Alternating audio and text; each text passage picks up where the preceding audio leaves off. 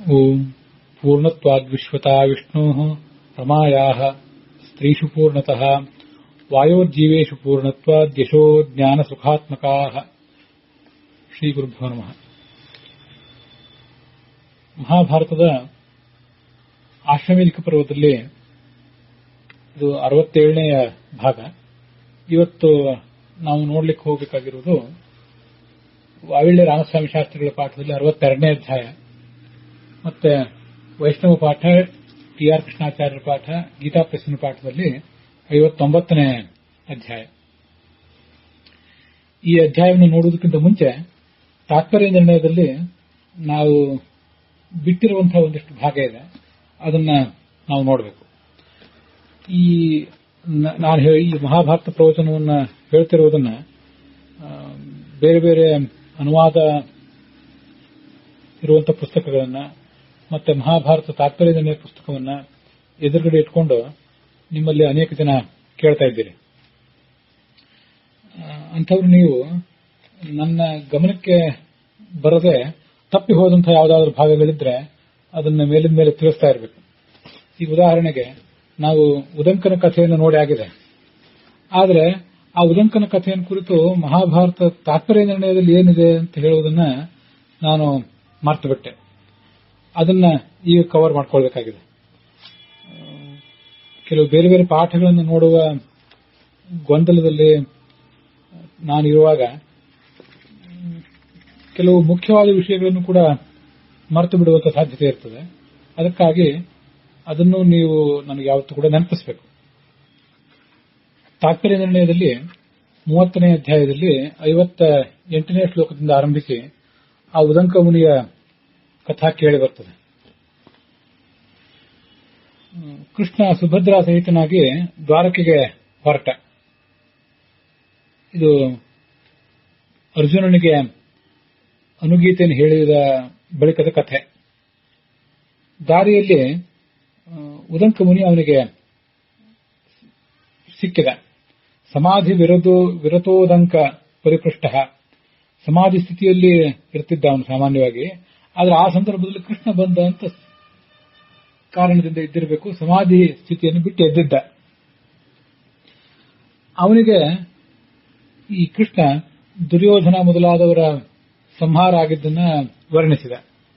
ಅವನು ಶಾಪ ಕೊಡ್ಲಿಕ್ಕೆ ಉದ್ಯುಕ್ತನಾದ. ಕೃಷ್ಣ ಅವನಿಗೆ ಸಮಾಧಾನ ಹೇಳಿದ. ಇದೆಲ್ಲ ಬಂದಿದೆ. ಮುಂದೆ ಅವನು ಕೃಷ್ಣನ ಮಾತುಗಳನ್ನು ಕೇಳಿ ಸಮಾಧಾನ ಹೊಂದಿದ. ಇದೆಲ್ಲ ಅಲ್ಲಿ ವರ್ಣಿತ ಆಗಿದೆ.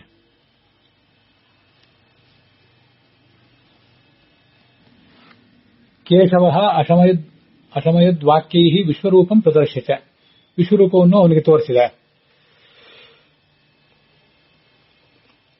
ಆ ಉದಂಕ ಮುನಿ ಪಶ್ಚಾತ್ತಾಪದಿಂದ ಕೃಷ್ಣನನ್ನ ಶರಣ ಹೋದ.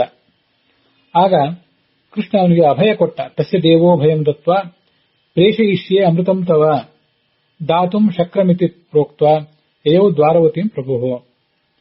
ನಾನು ನಿನಗೆ ಅಮೃತವನ್ನ ಕಳಿಸಿಕೊಡ್ತೇನೆ, ದೇವೇಂದ್ರನ ಮೂಲಕ ಕಳಿಸಿಕೊಡ್ತೇನೆ ಅಂತ ಕೃಷ್ಣ ಹೇಳಿದ. ನೀರು ಬೇಕು ಅಂತ ಅವನು ಕೇಳಿದ್ದ, ಮರುಭೂಮಿಯಲ್ಲಿ ನೀರು ಬೇಕು ಅಂತ. ನೀರು ಮಾತ್ರ ಅಲ್ಲ, ಅಮೃತವನ್ನೇ ಕೊಡ್ತೇನೆ ಅಂತ ಕೃಷ್ಣ ಹೇಳಿದ್ದ. ಪ್ರೇಷಯಿಷ್ಯೆ ಅಮೃತಂ ತವ ಅಂತಾನೆ ಮಹಾಭಾರತ ತಾತ್ಪರ್ಯ ನಿರ್ಣಯದಲ್ಲಿ ಸ್ಪಷ್ಟವಾಗಿದೆ. ಹಾಗೆ ದೇವೇಂದ್ರನಿಗೆ ಆದೇಶ ಮಾಡಿದ, ಅಮೃತವನ್ನು ಕೂಡ ಆ ಮುನಿಗೆ ಅಂತ. ಆ ಇಂದ್ರ ಕ್ಷಮೆ ಕೇಳಿದ. ಓಮಿತ್ಯುಕ್ತೋ ಭಗವತ ತತ್ಸ್ನೇಹಾತ್ ಸ ಶಚೀಪತಿ ಸುಜುಗುಪ್ಸಿತ ಮಾತಂಗ ವೇಷಃ ಭೂತ್ವಾ ಮುನಿಮ್ಯಯೋ. ಅವನೇನ್ ಹೇಳಿದ? ಆ ಇಂದ್ರ ಕೃಷ್ಣನಿಗೆ ಮೊದಲೇ ಹೇಳಿದ್ದ, ನಾನು ಆ ಮುನಿಯನ್ನು ವಂಚಿಸ್ತೇನೆ, ಅಮೃತವನ್ನ ಕೊಡ್ಲಿಕ್ಕೆ ತಗೊಂಡು ಹೋಗ್ತೇನೆ, ಆದ್ರೆ ಅವನನ್ನು ವಂಚಿಸ್ತೇನೆ. ಅವನು ನನ್ನ ಮಾತನ್ನ ನಂಬಿ ಅಮೃತವನ್ನು ಸ್ವೀಕಾರ ಮಾಡ್ಲಿಕ್ಕೆ ಒಪ್ಪಿದ್ರೆ ಕೊಡ್ತೇನೆ, ಇಲ್ಲದೇ ಇದ್ರೆ ಇಲ್ಲ ಅಂತಂದಿದ್ದ ಇಂದ್ರ. ಮುಂದೆ ಕೃಷ್ಣ ಹಾಗೆ ಆಗಲಿ ಅಂತ ಒಪ್ಪಿದ. ಚಾಂಡಾಲ ವೇಷವನ್ನ ಧರಿಸಿ ಈ ಮುನಿಯ ಬಳಿಗೆ ಬಂದ ಇಂದ್ರ. ಮೂತ್ರ ಸ್ರೋತಿಸಿ ಸೌಧಂ ಚ ನಿಧಾಯ ಕಲಶಂ ವಶಿ ಮೂತ್ರಯನ್ನಿವ ತಂ ಪ್ರಾಹ ವಾಸುದೇವ ಸುಧಾಮಿಮಾಂ. ಆ ಅಮೃತ ತುಂಬಿದಂತಹ ಕಲಶವನ್ನ ತಗೊಂಡು ಬಂದಿದ್ದ ಇಂದ್ರ. ಆದರೆ ಆ ಉದಂಕನಿಗೆ ಈ ಇಂದ್ರನ ಭೇಟಿಯಾಗುವ ಪ್ರಸಂಗದಲ್ಲಿ ತನ್ನ ಮೂತ್ರದ್ವಾರದಲ್ಲಿ ಆ ಕಲಶವನ್ನು ಇಟ್ಟುಕೊಂಡು ಮೂತ್ರ ಮಾಡುವವನಂತೆ ಕಾಣಿಸ್ಕೊಂಡ. ಕೃಷ್ಣ ನಿನಗಾಗಿ ಅಮೃತವನ್ನು ಕಳಿಸಿಕೊಟ್ಟಿದ್ದಾನೆ, ಆದ್ರಿಂದ ಇದನ್ನು ಕುಡಿ ಅಂತ ಹೇಳಿದ. ಸ ಮೂತ್ರಮಿತಿ ಮತ್ವ. ಆಗ ಈ ಉದಂಕ ಅದನ್ನ ಮೂತ್ರ ಅಂತ ತಿಳ್ಕೊಂಡು ಹೊರಟೋಗುವಂತ, ಆಚೆ ತೊಲಗುವಂತ ಬೈದು ಕಳಿಸಿಬಿಟ್ಟ. ಯಯೌ ಪ್ರೀತಃ ಸ್ವಮಾಲಯಂ. ಈ ಕಡೆ ಇಂದ್ರ ತನ್ನ ಲೋಕಕ್ಕೆ ಹೊರಟು ಹೋದ.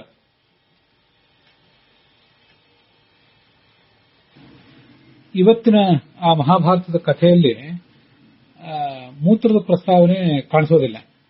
ಮಹಾಭಾರತದ ನೀಲಕಂಠರ ವ್ಯಾಖ್ಯಾನ ಏನಿದೆ ಅದರ ಪ್ರಕಾರ ತನ್ನ ಕಾಲಿನ ಕೆಳಗೆ ಚರ್ಮದ ಚೀಲದಲ್ಲಿ ನೀರಿದೆ, ಕುಡಿ ಅಂತ ಹೇಳ್ತಾನೆ ಚಾಂಡಾಲ.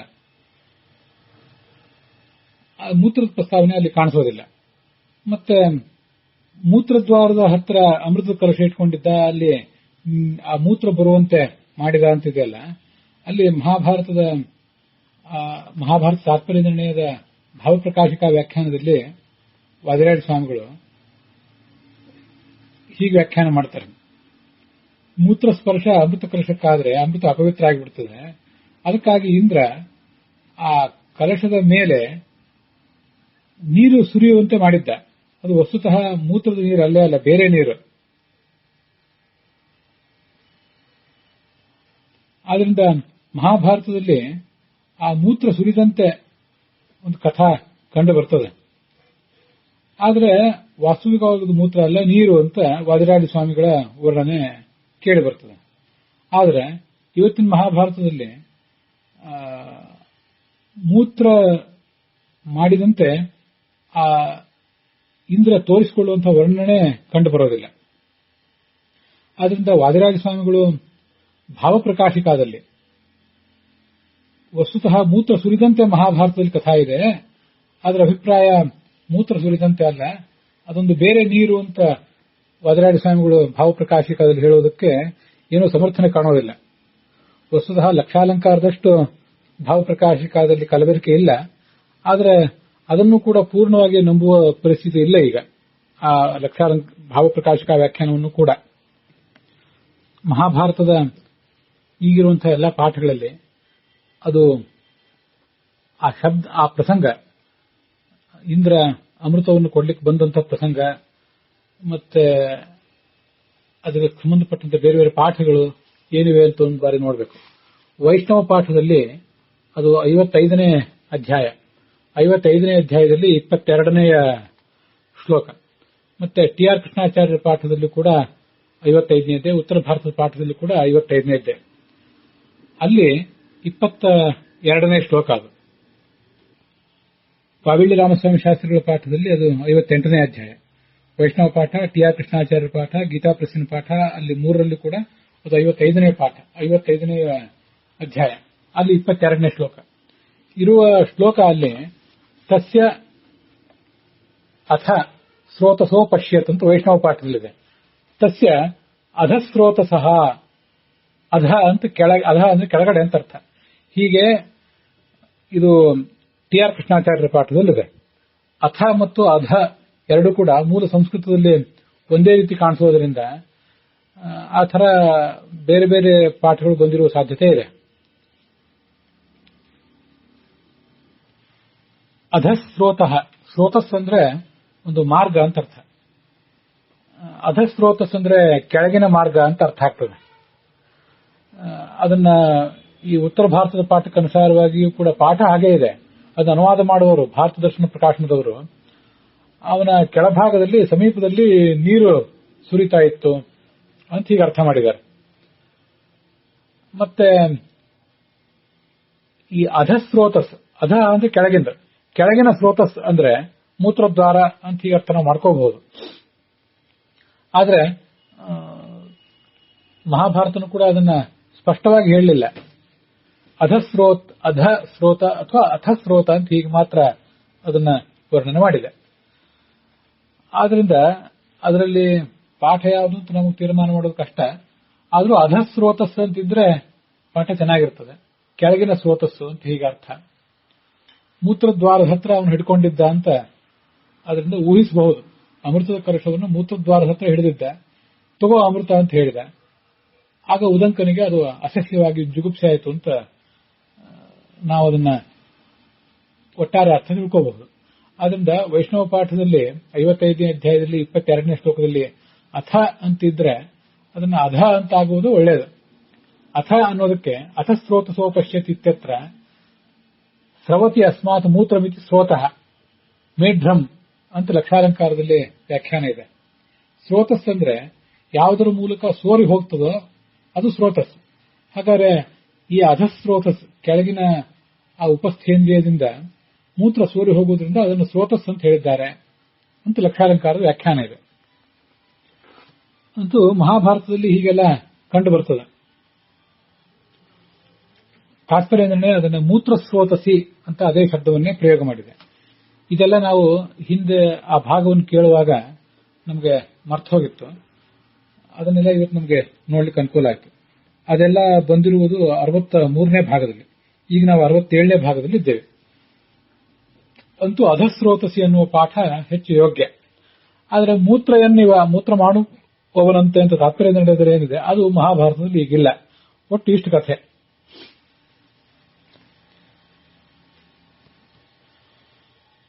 ಅಮೃತ ಅದು ದೇವತೆಗಳ ಆಹಾರ. ಅಸಾಧಾರಣ ಅನ್ನಂ ಹಿ ದೇವಾನಾಂ ಅಮೃತಂ ಸದಾ ಅನ್ಯ ಪ್ರೀತಿ ಸ್ತತಸ್ತಸ್ಯ ದೇವಾನಾಂ ಪರಮಾ ಪ್ರಿಯ. ದೇವತೆಗಳ ಆಹಾರ ಅದು ಅಮೃತ. ಅದನ್ನ ಬೇರೆಯವರು ಸ್ವೀಕಾರ ಮಾಡುವುದು ಉಚಿತ ಅಲ್ಲ. ಇದಕ್ಕಾಗಿ ಇಂದ್ರ ಅವನನ್ನು ವಂಚಿಸಬೇಕಾಯಿತು. ಇದೊಂದು ದೈವ ನಿಯಮ. ಆತ್ಮದತ್ತ ಪ್ರಸಾದಾಚ್ಯ ಸ್ವಾಪರಾಧ ಪ್ರಚಾಲಿತೆ. ಉದಂಕನ ಅಪರಾಧದಿಂದಲೇ ಅವನಿಗೆ ಅಮೃತ ದೊರೆಯದೇ ಹೋಯಿತು. ಅವನು ವಂಚಿತನಾಗಿಬಿಟ್ಟ. ಕೃಷ್ಣ ಇದೆಲ್ಲ ದೈವ ಸಂಕಲ್ಪವೇ ಆದ್ದರಿಂದ ತನಗೂ ಇದು ಸಮ್ಮತವೇ ಅಂತ ಸುಮ್ಮನೆ ಆದ. ಮುಂದೆ ಅಲ್ಲಿ ನಾವು ನೋಡ್ತಿರುವಂತಹ ಅಧ್ಯಾಯದಲ್ಲಿ ಏನು 55ನೇ ಅಧ್ಯಾಯವನ್ನ ನೋಡ್ತಾ ಇದ್ದೀವಿ. ಆ 55ನೇ ಅಧ್ಯಾಯದಲ್ಲಿ ಆ ಉದಂಕ ಮೇಘಗಳನ್ನ ಆ ಕೃಷ್ಣ ಆ ಉದಂಕ ಋಷಿಗಾಗಿ ಸೃಷ್ಟಿ ಮಾಡಿದ. ಅವನ ಅನುಕೂಲಕ್ಕಾಗಿ ಅವನು ಎಲ್ಲೇ ಇದ್ರೂ ಕೂಡ ಅವನಿಗೆ ನೀರು ಸಿಗುವಂತೆ ಮಾಡಿದ ಅಂತಿದೆಯಲ್ಲ. ವಾಸ್ತವಿಕವಾಗಿ ಆ ಘಟನೆ ನಡೆದಿರುವುದು ಆ ಭಾಗದಲ್ಲಿ ಅಲ್ಲ, ಸ್ವಲ್ಪ ಮುಂದೆ. ಆ ವೈಷ್ಣವ ಪಾಠದಲ್ಲಿ ಅಥ ತೇನೈವ ಮಾರ್ಗೇಣ ಶಂಖಚಕ್ರ ಗದಾಧರ ಆಜಗಾಮ ಮಹಾಬಾಹು ಉದಂಕಸ್ತೇನಮಬ್ರವೀತ್. ಅಮೃತದಿಂದ ವಂಚಿತನಾದ ಉದಂಕ ಮುಂದೆ ಕೃಷ್ಣನು ಅಷ್ಟೊತ್ತಿಗೆ ಮೊದಲೇ ಹೊರಟು ಹೋಗಿದ್ದ. ಮುಂದೆ ಮತ್ತೊಂದು ಬಾರಿ ಅದೇ ಮಾರ್ಗದಿಂದ ಕೃಷ್ಣ ಬಂದ ಅಂತಿದೆ. ಆಗ ಉದಂಕ ಅವನಿಗೆ ಈ ಮುಂದಿನಂತೆ ಕೇಳಿದ, ನನಗೆ ನೀರು ಕೊಡ್ತೀನಿ ಅಂತ ಹೇಳಿದ್ದಿ, ಚಾಂಡಾಲನ ಮೂಲಕ ಅಪವಿತ್ರವಾದ ನೀರು ಕೊಡ್ತೀನಿ ಅಂತ ನನಗೆ ನೀನು ಮೋಸ ಮಾಡಿಬಿಟ್ಟಿಯಲ್ಲ ಅಂತ ಉದಂಕ ಕೇಳಿದ. ಅದಕ್ಕೆ ಕೃಷ್ಣ ಅವನಿಗೆ ಸಮಾಧಾನ ಹೇಳಿದ. ಅವನು ಬಂದವನು ಇಂದ್ರ, ಅವನು ನಿನಗೆ ಅಮೃತವನ್ನೇ ಕೊಡ್ಲಿಕ್ಕೆ ಹೊರಟಿದ್ದ, ನೀನು ಸ್ವೀಕಾರ ಮಾಡಲಿಲ್ಲ ಅಂತ ನಡೆದ ಸಂಗತಿಯನ್ನು ಹೇಳಿದ. ಮುಂದೆ ನೀನು ನೀರಡಿಸಿದಾಗ ನಿನಗೆ ಉದಂಕಗಳ ಮೇಘಗಳ ಮೂಲಕ ಮಳೆ ಬರುವಂತೆ ಮಾಡ್ತೇನೆ. ಅವಕ್ಕೆ ಉದಂಕ ಮೇಘಾಹ ಇತ್ಯುಕ್ತಾಹ ಖ್ಯಾತಿಂ ಯಾಸಿಂತಿ ಚಾಪಿತೆ ಅಂತ ಕೃಷ್ಣ ವರ ಕೊಟ್ಟದ್ದಿದೆಯಲ್ಲ. ವಸ್ತುತಃ ಆ ಘಟನೆ ನಡೆದಿರುವುದು ಕೆಲವು ಕಾಲದ ಬಳಿಕ. ಅದೇನು ಆ ಕಾಲದ ವ್ಯತ್ಯಾಸವನ್ನೋದನ್ನು ನಾವು ತಾತ್ಪರ್ಯ ನಿರ್ಣಯಕ್ಕೆ ಅನುಸಾರವಾಗಿ ನೋಡಬೇಕು. ಈ ಉದಂಕನಿಗೆ ಅಮೃತ ಸಿಗದಂತೆ ಕೃಷ್ಣ ಮತ್ತು ಇಂದ್ರ ಇಬ್ಬರು ಕೂಡ ವಂಚಿಸಿದ್ದಾದ ಮೇಲೆ, ಆ ಘಟನೆಯ ವರ್ಣನೆ ಆದ ಬಳಿಕ ಕೃಷ್ಣ ದ್ವಾರಕೆಗೆ ಹೋದ. ಅಲ್ಲಿ ಅಭಿಮನ್ಯುವಿನ ವಧದ ವೃತ್ತಾಂತವನ್ನೆಲ್ಲ ಹೇಳಿದ. ಅವರೆಲ್ಲ ಶ್ರಾದ್ದ ಮಾಡಿ ಮುಗಿಸಿದರು, ಯಾದವರೆಲ್ಲ ಅಭಿಮನ್ಯುವಿಗೆ. ಆ ಕಥೆಯನ್ನು ನಾವು ಇವತ್ತು ಈ ಭಾಗದಲ್ಲೇ ನೋಡಬೇಕಾಗಿತ್ತು. ಇನ್ನು ಮುಂದೆ ಮಹಾಭಾರತಕ್ಕನುಸಾರವಾಗಿ ಮುಂದೆ ನೋಡೋಣ. ಮುಂದೆ ತಾತ್ಪರ್ಯ ನಿರ್ಣಯದಲ್ಲಿ ಆ 30ನೇ ಅಧ್ಯಾಯದಲ್ಲಿ 73ನೇ ಶ್ಲೋಕದಲ್ಲಿ ಪಾಂಡವರು ಮಾಡಲಿಕ್ಕೆ ಹೊರಟಿದ್ದಂತಹ ಅಶ್ವಮೇಧ ಯಾಗ ಅದರ ಸ್ವಲ್ಪ ವರ್ಣನೆ ಇದೆ. ಪಾಂಡವರು ಸಂಪತ್ತನ್ನು ತಂದದ್ದರ ವರ್ಣನೆ ಇದೆ ತಾತ್ಪರ್ಯ ನಿರ್ಣಯದಲ್ಲಿ. ಅದನ್ನು ನಾವು ಮಹಾಭಾರತದಲ್ಲಿ ಇನ್ನು ಮುಂದೆ ನೋಡಬೇಕಾಗಿದೆ, ಈಗ ನೋಡಿಲ್ಲ. ಪಾಂಡವರು ಸಂಪತ್ತನ್ನ ಯಜ್ಞಕ್ಕೆ ಬೇಕಾದ ಧನವನ್ನ ಹಿಮಾಲಯ ಪರ್ವತದಿಂದ ತಮ್ಮ ಹಸ್ತಿನಾವತಿಗೆ ತರುವ ಪ್ರಸಂಗದಲ್ಲಿ ಕೃಷ್ಣ ಮರಳಿ ಅಲ್ಲಿಗೆ ಬಂದು ಮುಟ್ಟಿದ. ತನ್ನ ಪತ್ನಿಯ ಜೊತೆಗೆ ಮತ್ತು ಸುಭದ್ರೆಯರ ಜೊತೆಗೆ ಹಸ್ತಿನಾಪುರಕ್ಕೆ ಬಂದ. ಆ ಪಾಂಡವರನ್ನಲ್ಲಿ ಎದುರುಗೊಂಡ ಅಂತ ಕಥೆ ಮುಂದೆ ಬರ್ತದೆ. ನಾವು ಅದನ್ನು ನೋಡಬೇಕಾಗಿದೆ. ಹಾಗೆ ಬರುವ ಪ್ರಸಂಗದಲ್ಲಿ ಅವನಿಗೆ ಉದಂಕನ ಜೊತೆಗೆ ಮತ್ತೊಂದು ಬಾರಿ ಭೇಟಿಯಾಯಿತು. ಉದಂಕನಿಗೆ ನೀರು ಬೇಕಾಗಿತ್ತು. ಸಫಲಂ ಸ್ವಬರಂ ಕೃತ್ವ ಜಗಾಮ ಗಜಸಾಹ್ವಯಂ. ತತ್ಕಾಮವರ್ಷಿಣೋ ಮೇಘಾಃ ವರ್ಷಿಣೋ ಮೇಘಾನ್ ತಸ್ಯ ದತ್ವಾ ಉದಕಾರ್ಥಿನಃ. ಅವನಿಗೆ ಬೇಕಾದಷ್ಟು ನೀರು ಸಿಗುವಂತೆ ಉದಂಕ ಮೇಘಗಳನ್ನ ಅವನಿಗೆ ಕೊಟ್ಟು ಅನುಗ್ರಹಿಸಿ ಕೃಷ್ಣ ಹಸ್ತಿನಾವತಿಗೆ ಬಂದು ಮುಟ್ಟಿದ ಅಂತ ಕಥೆ ಇದೆ. ಹೀಗೆ ಕೃಷ್ಣ ಆ ಅಶ್ವಮೇಧ ಯಾಗಕ್ಕಾಗಿ ತನ್ನ ಪತ್ನಿಯರು ಮತ್ತೆ ಸುಭದ್ರೆಯರ ಜೊತೆಗೆ ಮರಳಿ ಹಸ್ತಿನಾವತಿಗೆ ಬರುವಾಗ ಆ ಉದಂಕನ ಜೊತೆಗೆ ಎರಡನೇ ಭೇಟಿಯಾಗಿತ್ತು. ಅದು ಮಹಾಭಾರತದಲ್ಲಿ ಸ್ಪಷ್ಟವಾಗಿಲ್ಲ. ಅದೇ ಮಾರ್ಗದಲ್ಲಿ ಕೃಷ್ಣ ಒಂದು ಬಾರಿ ಬಂದ ಅಂತಿದೆ. ಕೃಷ್ಣ ಯಾವಾಗ ಬರ್ತಾ ಇದ್ದ ಏನು ಅಂತನ್ನುವುದು ಅಲ್ಲಿ ಕಾಣೋದಿಲ್ಲ. ಮತ್ತೆ ಇವತ್ತಿನ ಈ ಮಹಾಭಾರತದಲ್ಲಿ ಪಾಂಡವರು ಮರಳಿ ಬರುವ ಹೊತ್ತಿಗೆ ಕೃಷ್ಣನೂ ಅಲ್ಲಿ ಬಂದಿದ್ದ ಅನ್ನೋ ಕಥೆ ಇದೆ. ಆ ಪಾಂಡವರು ಇಲ್ಲದಾದಾಗ ಪರೀಕ್ಷಿತ ರಾಜ ಸತ್ತು ಹುಟ್ಟಿದ್ದು, ಕೃಷ್ಣ ಅಷ್ಟೊತ್ತಿಗೆ ಅಲ್ಲಿಗೆ ಬಂದು ಆ ಮಗುವನ್ನ ಕಾಪಾಡಿದ್ದು, ಪಾಂಡವರು ಹಸ್ತಿನಾವತಿಗೆ ಬಂದದ್ದು, ಇದೆಲ್ಲ 70ನೇ ಅಧ್ಯಾಯದಲ್ಲಿ ಅಥವಾ 73ನೇ ಅಧ್ಯಾಯ ಈ ಪ್ರಸಂಗಗಳಲ್ಲಿ ಕಾಣಿಸ್ತದೆ. ಹೀಗೊಂದಿಷ್ಟು ವ್ಯತ್ಯಾಸ ಇದೆ.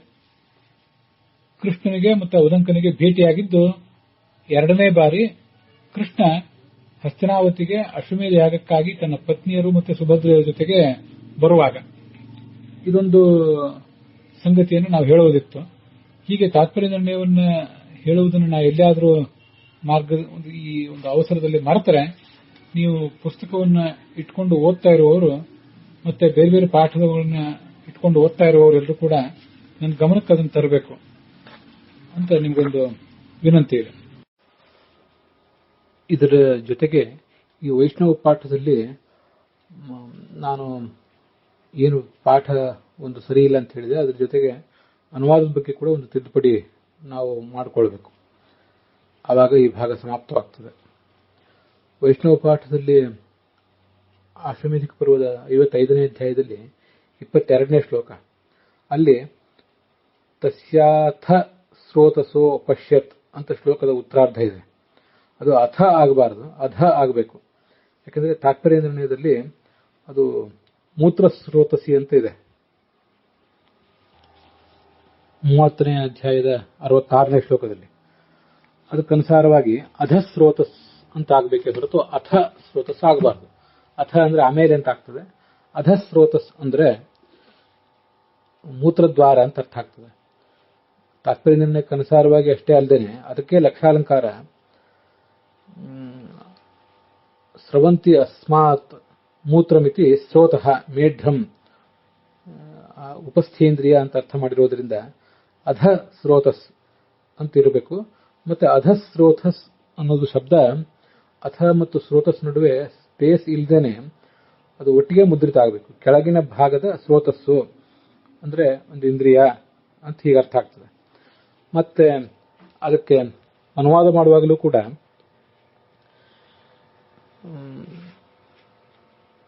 ಭಾರತ ದರ್ಶನದ ಮತ್ತೆ ಯಾವ್ದಾವುದೋ ಅನುವಾದಕ್ಕನುಸಾರವಾಗಿ ಅವನು ನಿಂತಿರುವ ಜಾಗದಲ್ಲಿ ಒಂದು ಜಲಧಾರೆ ಹರಿಯುತ್ತಿರುವುದನ್ನ ನೋಡಿದನು ಅಂತ ಅನುವಾದ ಮಾಡಿದ್ದಾರೆ. ಅದು ಕೂಡ ಉಚಿತ ಅಲ್ಲ. ಬೇರೆ ಯಾರೋ ಭಾರತ ದರ್ಶನ ಪ್ರಕಾಶನದವರು ಮತ್ತಾರೋ ಹಾಗೆ ಅನುವಾದ ಮಾಡಿದ್ರೆ ಅದು ದೋಷ ಆಗ್ಲಿಕ್ಕಿಲ್ಲ. ಯಾಕೆಂದ್ರೆ ಅವರು ತಾತ್ಪರ್ಯ ನಿರ್ಣಯಕ್ಕೆ ಅನುಸಾರವಾಗಿ ಮತ್ತೆ ಲಕ್ಷಾಲಂಕಾರಕ್ಕೆ ಅನುಸಾರವಾಗಿ ಅನುವಾದ ಮಾಡುವಂತಹ ಜವಾಬ್ದಾರಿಯನ್ನೇನು ಹೊತ್ತಿರೋದಿಲ್ಲ. ಆದ್ರೆ ತಾತ್ಪರ್ಯ ನಿರ್ಣಯಕ್ಕೆ ಅನುಸಾರವಾಗಿ ಆ ಅನುವಾದ ಮಾಡಬೇಕು ಅಂತ ಹೊರಟವರು, ಹಾಗೆ ಲಕ್ಷಾಲಂಕಾರವನ್ನು ಅನುಸರಿಸುವಂಥವರು ಅದನ್ನ ಕೆಳಭಾಗದಲ್ಲಿ ನೀರು ಬರ್ತಿತ್ತು ಅಂತ ಅನುವಾದ ಮಾಡೋದು ಯೋಗ್ಯ ಅಲ್ಲ. ಅವನು ನಿಂತಿರುವ ಜಾಗದಲ್ಲಿ ಒಂದು ಜಲಧಾರೆ ಹರಿಯುತ್ತಿರುವುದನ್ನು ಕಂಡರು ಅಂತ ಸರಿಯಲ್ಲ. ಅವನ ಮೂತ್ರದ್ವಾರದ ಹತ್ತಿರ ಅವನು ಆ ಮಾತಂಗ ಚಂಡಾರನ ಮೂತ್ರದ್ವಾರದ ಹತ್ತಿರ ಅಪಾರವಾದ ನೀರನ್ನು ನೋಡಿದನು ತಸ್ಯಾಧ ಸ್ರೋತಸಿ, ಸ್ರೋತಸಃ ಅಂದ್ರೆ ಮೂತ್ರದ್ವಾರದ ಸಮೀಪ. ವಾರಿ ಭೂರಿ, ಬಹಳ ಪ್ರಮಾಣದ ನೀರನ್ನು. ದ್ವಿಜೋತ್ತಮ, ಬ್ರಾಹ್ಮಣ ಶ್ರೇಷ್ಠನಾದಂತಹ ಈ ಉದಂಕ ನೋಡಿದ ಅಂತ ಹೀಗಿರಬೇಕು. ನಿಂತಿರುವ ಜಾಗದಲ್ಲಿ ಒಂದು ಜಲಧಾರೆ ಹರಿಯುತ್ತಿರುವುದು ಅನ್ನೋ ಅನುವಾದ ತಪ್ಪಾಗ್ತದೆ. ಹೀಗೆ ಪಾಠ ಮತ್ತೆ ಅನುವಾದ ಎರಡೂ ಕೂಡ ಅಲ್ಲಿ ತಪ್ಪಾಗಿದೆ. ವೈಷ್ಣವ ಪಾಠದಲ್ಲಿ 55ನೇ ಅಧ್ಯಾಯದಲ್ಲಿ 22ನೇ ಶ್ಲೋಕದಲ್ಲಿ. ಮುಂದೆ ಅವರು ಸರಿಪಡಿಸಿಕೊಂಡಿದ್ದಾರೆ. ಸ್ಮರಂತಂ ಸಶತಂ ಪ್ರಾಹ ಅನ್ನುವಲ್ಲಿ ಚಂಡಾಲನಾದರೂ ಪಾತ್ರೆಯನ್ನು ಹಿಡಿದು ಮೂತ್ರದಂತೆ ಆ ಜಲಧಾರೆಯನ್ನು ತೋರಿಸಿದ್ದನು, ಇವನು ಹಾಗೆ ಭಾವಿಸಿದನು ಅಂತ ಮುಂದೆ ಸರಿ ಬರೆದಿದ್ದಾರೆ 23ನೇ ಶ್ಲೋಕದ ತುಣುಕಿಗೆ ಸಂಬಂಧಪಟ್ಟಂತೆ. ಆದರೆ 22ನೇ ಶ್ಲೋಕಕ್ಕೆ ಸಂಬಂಧಪಟ್ಟಂತೆ ಅನುವಾದ ಸರಿ ಇಲ್ಲ, ಅದನ್ನು ಕೂಡ ತಿದ್ದುಕೊಳ್ಬೇಕು.